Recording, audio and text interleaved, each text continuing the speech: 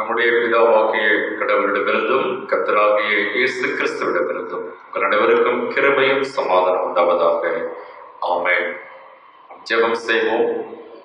நேற்றும் இன்றும் என்று மாறாத எங்கள் பரலோக பிதாவே, அடியினுடைய வாயின் வார்த்தைகளும் எங்கள் அனைவரின் நினைவுகளும் உம்முடைய சமூகத்தில் நமக்கு பிரியமாக இருப்பதாக சுவாமி.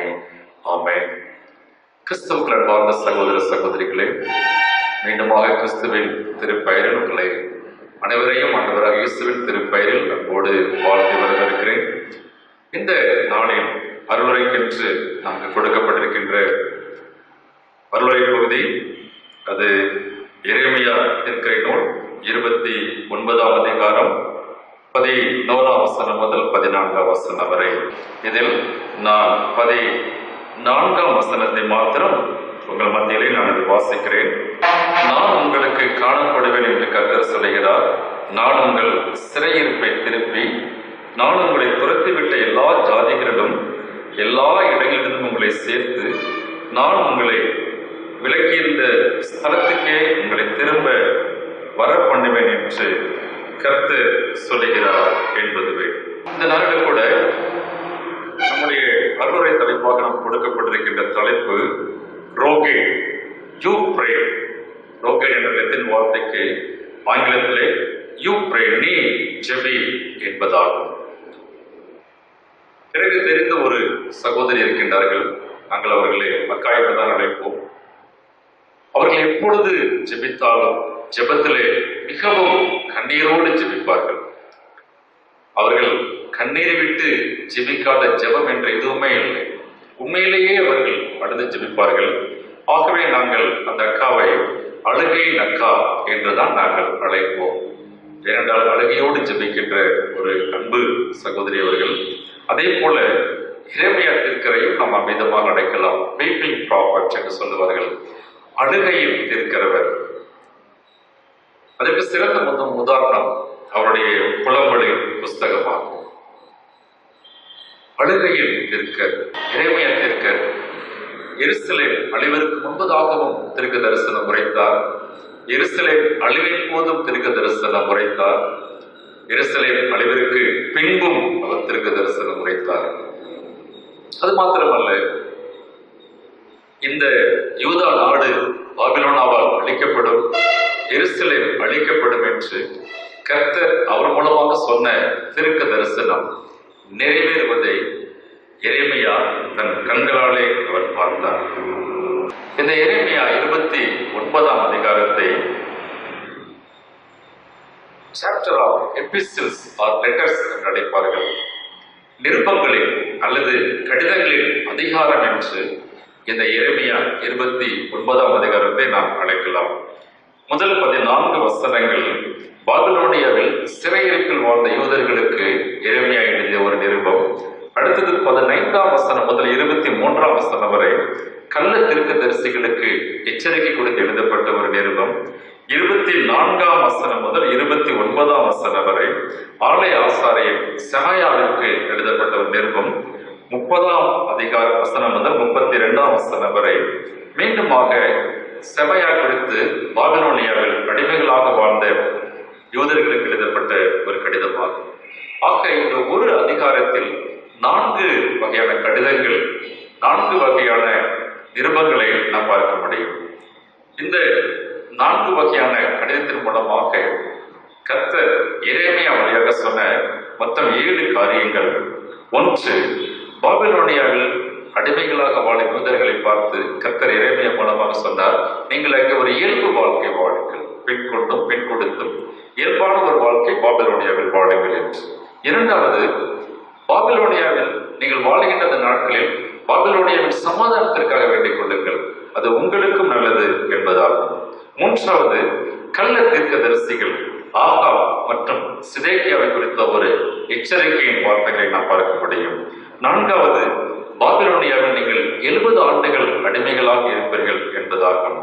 5வது, 70 ஆண்டு அடிமைத்தனத்திற்கு பிறகு மீண்டும் நீங்கள் உங்கள் சொந்த தேசமாகிய யூதேயா நாட்டிற்கு திரும்புவீர்கள் என்பதாகும். 6வது, இப்பொழுதும் எருசலேம் அழிக்கப்பட்ட எருசலேமில் மனம் மாறாமல் வாழ்ந்து கொண்டிருக்கின்ற மக்கள் தண்டிக்கப்படுவார்கள் என்பதாகும். நிறைவாக 7வது ஒரு காரியம், கள்ள தீர்க்கதரிசிகளாகிய ஆகாய் சிதேக்கியா போன்றவர்கள் அழிக்கப்படுவார்கள் என்பதாகும். இந்த நாளில் கூட இந்த முதல் நிருபமாகிய முதல் 14 வசனங்களே வருகின்ற இந்த 11ஆம் வசனம் முதல் 14ஆம் வசனம் வரை உள்ள அந்த பகுதியை நாம் எடுத்துக் கொள்ளுவோம். ரோகேட், யூ பிரே, நீ செவி. இந்த தலைப்பு இந்த 11ஆம் வசனம் முதல் 14ஆம் வசனம் வரை எவ்விதமாக இது மிக அழகாக பொருத்தமாக காணப்படுகிறது என்பதை குறித்து நாம் தியானிப்போம். இதில் 3 தலைப்புகளை உங்களோடு தியானிக்க நான் நடக்கின்றேன். ட்ரிபிள் ஆர், 3 ஆர் ஆங்கிலத்திலே வருகின்ற ஆர், அதில் 3 ஆர். அதில் முதல் ஆர் என்பது recall. R stands for recall. கர்த்தர் இதற்கு முன்பதாக செய்த அதிசயங்களை நினைவுபடுத்திக் கொள்ளவும், மீண்டுமாக அவரை அழைத்து, அதாவது அவரை நோக்கி ஜெபிக்கவும் இந்த 12ஆம் வசனத்திலே எரேமியா எழுதுகின்றார். அப்பொழுது நீங்கள் கூடி வந்து என்னை தொழுது கொண்டு என்னை நோக்கி விண்ணப்பம் பண்ணுவீர்கள், நான் உங்களுக்கு செவி கொடுப்பேன். செவிக்க கொடுக்கப்படுகின்ற அழைப்பு. கர்த்தர் ஏற்கனவே செய்த நன்மைகளை அதிசயங்கள் நினைத்து பார்த்து மீண்டும் அவரை அழைக்கவும், அவரை நோக்கி செபிக்கவும் இங்கே ஒரு அழைப்பு கொடுக்கப்படுகிறதை நாம் பார்க்கிறோம். கிறிஸ்தவ வாழ்க்கை என்பது முழுமையாக அது ஜெப வாழ்க்கை, இது கர்த்தரை சார்ந்து வாழ்கின்ற ஒரு வாழ்க்கை என்பது நம்ம எல்லாருக்கும் தெரியும். Why revival tarries? எழுப்புதல் தாமதிப்பது ஏன் என்ற புத்தகத்தின் ஆசிரியர் லியர்னார்ட் ரேவன்ஹில் அழகாக ஒரு சொற்றொடரை சொன்னார். ஜெபிக்கிறவர் கர்த்தரை நம்புகிறார், ஜெபிக்காதவர் தன்னை நம்புகிறார். Who pray believe in God and others believe themselves. யாரெல்லாம் ஜெபிக்கின்றார்களோ அவர்கள் கர்த்தரை நம்புகிறார்கள், மற்றவர்கள் தன்னை நம்புகிறார்கள். நாம் யாரை நம்புகிறோம்? நம்மை யார்? அது கர்த்தரை. நம் கர்த்தரை நம்பினால் அவரை நோக்கி நாம் ஜெபிக்க அழைக்கப்படுகின்றோம். You pray, JP. லூக்கா 11ஆம் அதிகாரம் 1ஆம் வசனத்திலே யோவான் ஸ்நானகன் தன் சீஷர்களுக்கு ஜெபிக்க கற்றுக் கொடுத்ததையும், ஆகவே சீஷர்கள் ஆண்டவர் நோக்கி நீர் எங்களுக்கு ஜெபிக்க கற்றுத்தாரும் என்று கேட்பதையும் நாம் பார்க்கிறோம். யோவான் ஸ்நானகன் தம் சீஷர்களுக்கு ஜெபிக்க கற்றுக் கொடுத்தார். ஆண்டவர் தம் சீஷர்களுக்கு ஜெபத்தையே கொடுத்தார். அதுதான் கர்த்தருடைய ஜெபம். என்னை நற்செய்தி பகுதியில் கூட யோவான் 16:23 என் நாமத்தினாலே நீங்கள் பிதாவை நோக்கி கேட்டுக்கொள்வது எதுவோ அது உங்களுக்கு கொடுக்கப்படும். ஆண்டவரின் நாமத்தினாலே, ஆண்டவராக இயேசு கிறிஸ்துவின் மூலமாக பிதாவை நோக்கி நாம் ஜெபிக்க அழைக்கப்படுகின்றோம். உலக பிரசித்தி பெற்ற சுவிசேஷகர் காலஞ்சென்ற டாக்டர் பிள்ளைகரகம் அழகாக சொன்னார், ஜெபம் என்பது நாம் உதவி கேட்பது மட்டுமல்ல, தேவனுடைய கட்டளைகளை கேட்பதும் ஜெபமாகும். கர்த்தரிடமிருந்து உதவிகளை கேட்பது மட்டுமல்ல ஜெபம் அல்ல. அவருடைய கட்டளை என்ன, அவர் என்ன சொல்ல வருகின்றார், அவர் நமக்கு என்ன கட்டளை கொடுக்கின்றார், வாட்ஸ் ஹிஸ் ஆர்டர், அதை நாம் அறிந்து கொள்வதும் ஜெபமாகும். ஆக ஜெபம் என்பது டூ-வே கம்யூனிகேஷன். நாம் அவரோடு பேசுவதும் அவர் சொல்வதை கேட்பதும் ஜெபமாகும். எனக்கு அன்பார்ந்த சகோதர சகோதரிகளே, ஜெபமே ஒரு கட்டளை. prayer also a commandment. அது ஒரு கட்டளையாக கொடுக்கப்பட்டிருக்கிறது. 10 கட்டளைகள் நமக்கு தெரியும். உண்மையிலேயே 11வது கட்டளை ஜெபம். 11th commandment is prayer. Jeremiah 33:3 the telephone number of heaven என்று சொல்லுவார்கள். பரலோகத்தின் தொலைபேசி எண், என்னை நோக்கி கூப்பிடு, அப்பொழுது நான் உனக்கு செவி கொடுத்து நீ அறியாதது கேட்காதமான பெரிய காரியங்களை நான் உனக்கு அறிவிப்பேன். அன்பு சகோதர சகோதரிகளை மீண்டும் நினைவுபடுத்திக் கொடுத்து, கர்த்தர் செய்த நன்மைகளை நினைவுபடுத்தி மீண்டும் ஆண்டவரை அழைத்து அவரை நோக்கி செபிக்கின்ற ஒரு காரியத்தை நாம் இங்கு பார்க்கிறோம். நமக்காக 1000 பேர் ஜெபிக்கலாம், எவ்வளவு பேர் நமக்கு பரிந்துரைக்கலாம், எவ்வளவு பேர் நமக்கு ரெக்கமெண்டேஷன் செய்யலாம். ஆனால் அப்ளிகன்ட், விண்ணப்பத்தாரர் நாம இருக்க அழைக்கப்படுகின்றோம். கர்த்தரை நோக்கி ஜெபிப்போம். இங்க எரேமியா மக்களுக்கு சொல்றது, கள்ள தீர்க்கதரிசிகளை நோக்கி பார்க்காதீர்கள், அவர்கள் கூற்றை கேட்காதீர்கள், கர்த்தரை நோக்கி பாருங்கள். கர்த்தர் எரேமியா மூலமாக சொன்ன, என்னை நோக்கி நீ ஜெபிப்பீர்கள், என்னை நோக்கி ஜெபி, நான் ஒரு விண்ணப்பத்தை கேட்பேன் என்பதால். ஆகவே நாம் கர்த்தரை நோக்கி ஜெபிக்க அழைக்கப்படுகின்றோம். அவர் செய்த நன்மைகள், அவர் செய்த உதவிகள், அவர் கொடுத்த ஆசீர்வாதம் நினைத்து பார்த்து அதற்காக நன்றி செலுத்தி மீண்டும் மீண்டுமாக நாம் அவர் அழைக்கவும், ஜெபத்தில் அவரோடு தொடர்பு கொள்ளவும் நாம் அழைக்கப்படுகின்றோம். The second title, the second R stand for repentance, மனம் திரும்புதல். மனம் திரும்புதல். வசனம் 13, உங்கள் முழு இருதயத்தோடு என்னை தேடி வருகிறார்கள், என்னை தேடுகையில் கண்டுபிடிப்பீர்கள். Full whole heart, முழு இருதயம். We should seek our Lord with our whole heart. நாம் அவரை முழு இருதயத்தோடு தேட வேண்டும். நாம் பயணம் செய்து கொண்டிருக்கின்ற நம்முடைய வாகனத்திலே திடீரென்று 4 ரோடு என்று சொல்வார்கள், 4 ரோடுகள் பிரிக்கின்ற ஒரு இடத்திற்கு வருகின்றோம். அப்பொழுது நாம் எந்த சாலையில் செல்ல வேண்டுமோ அந்த சாலை, 4 சாலைகள் ஒரு இடத்தில் இருந்தாலும் நாம் எந்த சாலையில் செல்ல வேண்டுமோ அந்த சாலையில் நம்முடைய வாகனத்தை நாம் திருப்புகிறோம். வாகனத்தை திருப்புகின்றன எந்த பாதையில், திருமறை காட்டும் பாதையில், கர்த்தர் காட்டும் பாதையில் நம்முடைய மனதையும் திருப்ப நாம் அழைக்கப்படுகின்றோம். அதுதான் மனம் திரும்புதல். மார்க்கு 1:15 ஆண்டவருடைய முதல் பிரசங்கமே மனம் திரும்புங்கள் என்பதாகும். எனக்கு அன்பார்ந்த சகோதர சகோதரிகளே, முழு இருதயத்தோடு மனம் திரும்பி அவரை நோக்கி நாம் ஜெபிக்க அழைக்கப்படுகின்றோம். ராபர்ட் ஸ்மித் என்ற ஒரு அறிஞர், மெய்யான மனம் திரும்புதல் 2 நோக்கங்கள் உடையது. மெய்யான மனம் திரும்புதல் 2 நோக்கங்கள் உடையது. அது கடந்த காலத்தை கண்ணீர் சிந்தும் கண்களோடு நோக்குகிறது, எதிர்காலத்தை எச்சரிக்கை நிறைந்த கண்களோடு நோக்குகிறது. அது கடந்த காலத்தை கண்ணீர் சிந்தும் கண்களோடு நோக்குகிறது, எதிர்காலத்தை எச்சரிக்கை நிறைந்த கண்களோடு நோக்குகிறது என்று சொன்னார். எனக்கு அன்பார்ந்த சகோதர சகோதரிகளே, அந்த முழு இருதயத்தோடு மனமாற்றத்தோடு நாம் கர்த்தரை தேடுகின்ற பொழுது, கண்ணீர் சிந்தும் கண்களோடு நாம் கடந்த காலத்தை திரும்பி பார்த்து எதிர்காலத்தை எச்சரிக்கையோடு உணர்ந்து நாம் முழு மனதோடு முழு மாற்றத்தோடு கர்த்தரை தேடுகின்ற பொழுது அவர் நமக்கு தென்படுகின்றார். முழு மனம் கர்த்தருக்கு கொடுக்க வேண்டும். அதுதான் உண்மையான மனமாற்றம். அங்கே வேறு யாருக்கும் எதற்கும் இடமில்லாத ஒரு நிலை.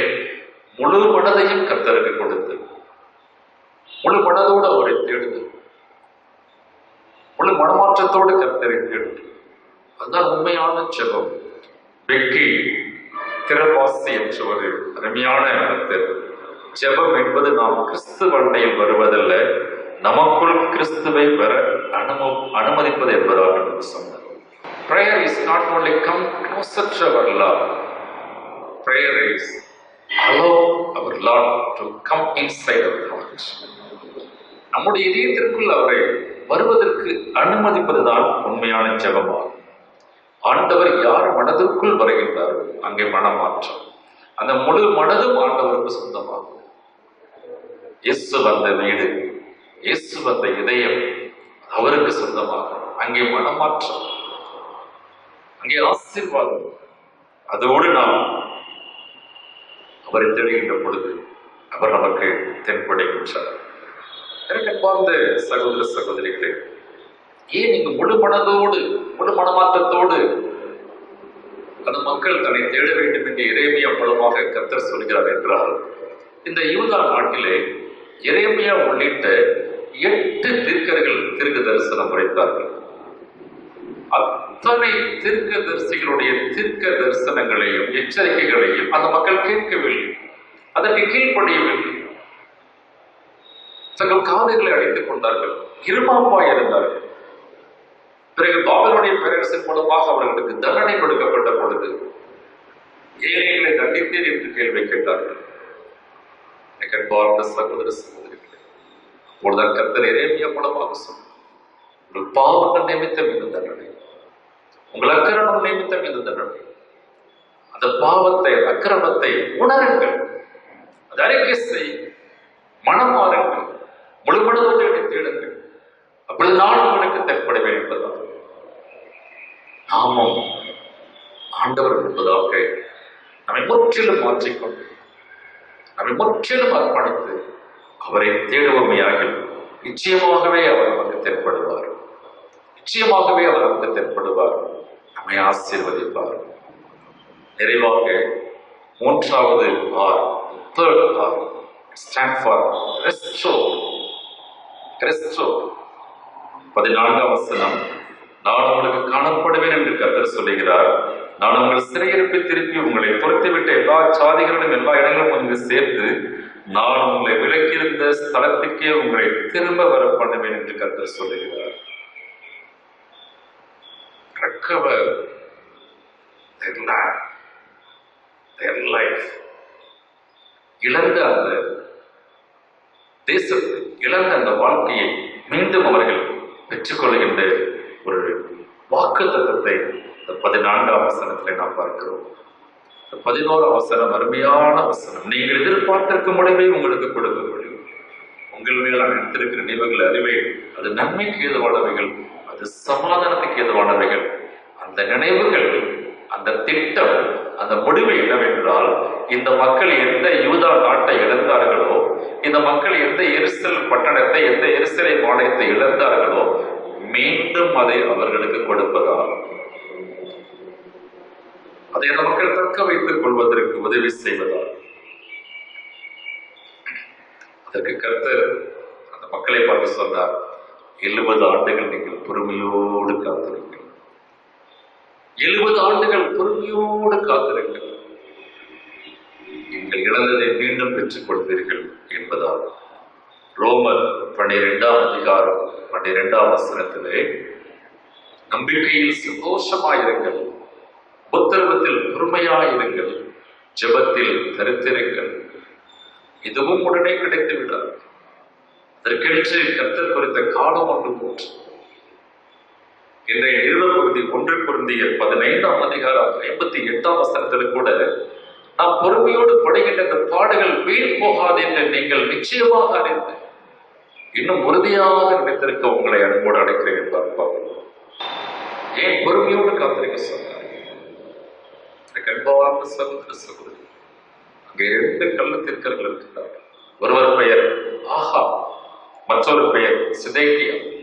இவர்கள் பாபிலோனியாவில் அடிமைகளாக இருந்த அந்த யூதர்களை பார்த்து சொன்னார்கள், நீங்கள் ஒன்றுக்கு கவலைப்படாதீர்கள், 2 அல்லது 3 ஆண்டுகளில் உங்களுக்கு விடுதலை கிடைத்துவிடும், மீண்டும் நீங்கள் எருசலேம் செல்வீர்கள் என்று சொன்னார்கள்.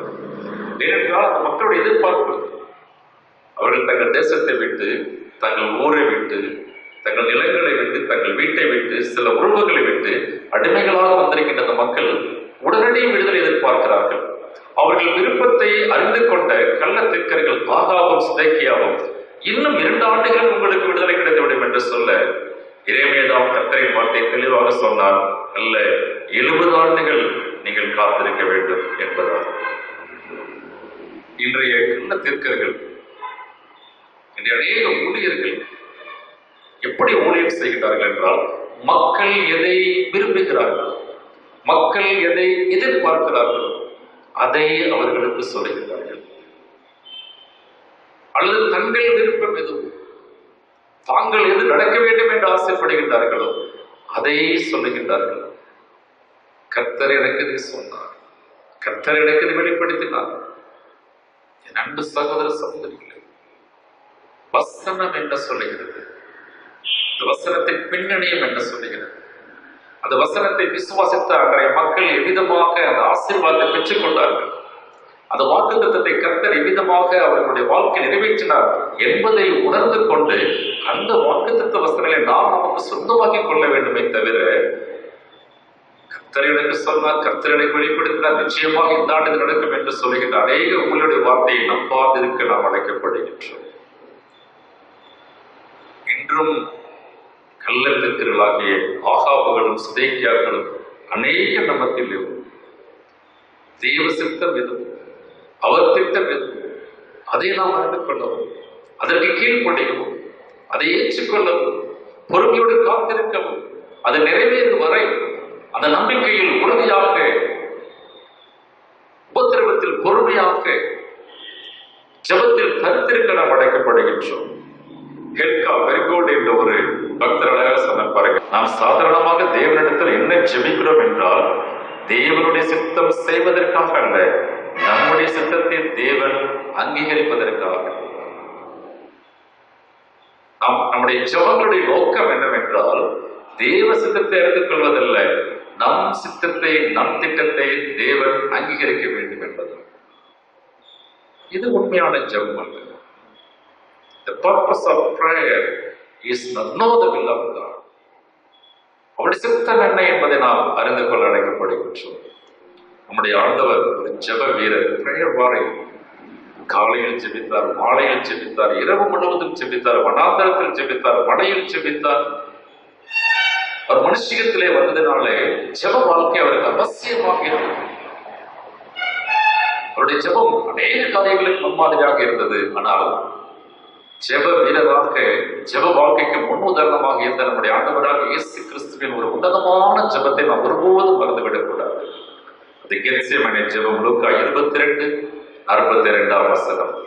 என் சித்தம் அல்ல, உம் சித்தம் நிறைவேறுகிறது. என் சித்தம் அல்ல பிதாவே, உம் சித்தம். பாபிலோனியாவில் அடிமைகளாக இருந்த யூதர்களுடைய சித்தம் உடனே எருசலேம் திரும்ப வேண்டும் என்பதால். ஆனால் கர்த்தரின் சித்தம் 70 ஆண்டுகள் காத்திருக்க வேண்டும் என்பதால் பொறுமையோடு காத்திருக்க அழைக்கப்பட்டார்கள். அவர்கள் பொறுமையோடு காத்திருந்ததினாலே இரண்டு ஜே அவர்கள் பெற்றுக் கொண்டார்கள். ஆங்கில எழுத்து J. The first J, Judah nation. Second J, Jerusalem city and temple. அவர்கள் பொறுமையோடு 70 ஆண்டுகள் காத்திருந்த பிறகு மீண்டும் தங்கள் 70ஆம் நாட்டை அவர்கள் பெற்றுக் கொண்டார்கள். எருசலேம் நகரத்தையும் ஆலயத்தையும் அவர்கள் பெற்றுக் கொண்டார்கள். அவர்களுடைய பொறுமையும் அவருடைய நம்பிக்கையும் உபத்திரவத்தை ஏற்றுக்கொண்டதிலும் ஜெபத்தில் உறுதியாக தரித்திருந்ததிலும் மீண்டுமாக அவர்களுக்கு யூதா நாட்டை கொடுத்தது. மீண்டுமாக எருசலேமை அவர்களுக்கு கர்த்தர் கொடுத்தார். நம்முடைய வாழ்க்கையில கூட நாம் நம்பிக்கையோடு பொறுமையோடு ஜெபத்தில் கருத்திருக்கின்ற பொழுது, உபத்திரவத்தை நாம் பொறுமையோடு சகிக்கின்ற பொழுது, நிச்சயமாக நாமும் அந்த பரம காணான, அந்த பரம எருசலேமை நிச்சயமாக பெற்றுக்கொள்வோம். 70 ஆண்டுகளுக்கு பிறகு அவர்கள் 2வது கானானை நோக்கிய பயணத்தை மேற்கொண்டார்கள். முதல் பயணம் எகிப்திலிருந்து கானானுக்கு வந்தார்கள். இந்த 2வது பயணம், இந்த 2வது யாத்திராகமம், exodus from Babylon to Canaan, Judah nation.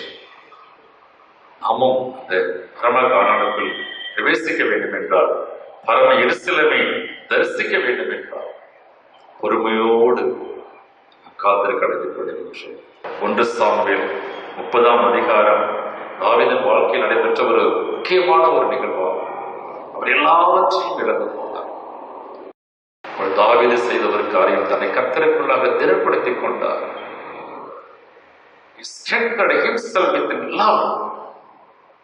வசனம் 19 சொல்கிறது, அதனால்தான் அவர் எல்லாவற்றையும் மீட்டுக் கொண்டார். He restored all things. He recovered all things. எனக்கு அன்பார்ந்த சகோதர சகோதரிகளே, சரியாக 70 ஆண்டுகளுக்கு பிறகு பாபிலோனிய பேரரசை, பெர்சிய பேரரசை வீழ்த்தி கோரேஸ் என்ற சைரஸ் பேரரசு ஆட்சிக்கு வந்த பிறகு யூதர்களுக்கு விடுதலை அளிக்கிறது. எரேமியா உண்மையான தீர்க்கதரிசி. கர்த்தருடைய வார்த்தை மாறாதது என்பதற்கு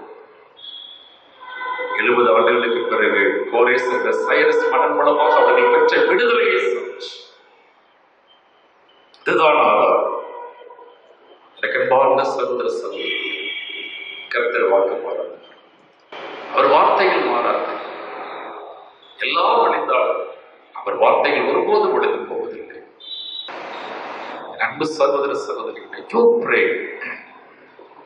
நம் தலைப்புகளை மீண்டுமாக தியானிப்போம். கர்த்தர் செய்த நன்மைகள், அவர் செய்த அதிசயங்கள் கஷ்ட காலத்தில் உபத்திரவ காலத்தில் நினைவு கூர்ந்து மீண்டுமாக அவரை அழைத்து அவரை நோக்கி செபிக்க நாம் அழைக்கப்படுகின்றோம்.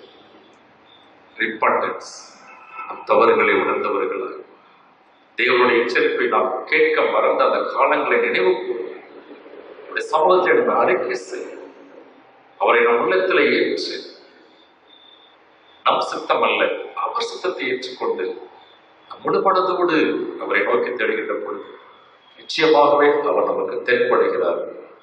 ரெஸ்டோ இழந்த எல்லாவற்றையும் நமக்கு திரும்ப கொடுக்கிறார். ஆண்டவர் ஜீவன் உள்ளவர், அவர் வார்த்தை ஜீவன் உள்ளவர்கள். ஆகவே அவர் மீது வார்த்தைகள் மீது நம்பிக்கை வைத்து வாழ்வோம். இவ்விதமாக அன்று பாபிலோனில் விடுதலைகளாக இருந்தது கொண்டு கர்த்தர் மீது வைத்த நம்பிக்கையால் மீண்டும் விடுதலை பெற்றார். இன்றும் நம்மை அடிமைப்படுத்துகின்ற பலவிதமான பிரச்சனைகள், பலவிதமான வேதனைகள், பலவிதமான வியாதிகள், பலவிதமான உபத்திரவங்கள் நம் ஆண்டவர் நமக்கு விடுதலையை கொடுப்பார், நம்மண்டை சேர்ப்பார். இதுவே வேதம் கூறும் சத்தியமாகும். இந்த வார்த்தைகளை விசுவாசிப்போம். ஆண்டவர் தான் இந்த வார்த்தைகளை கொண்டு உங்களை வேண்டிய ஆசீர்வதித்து காப்பாராக. ஆமென்.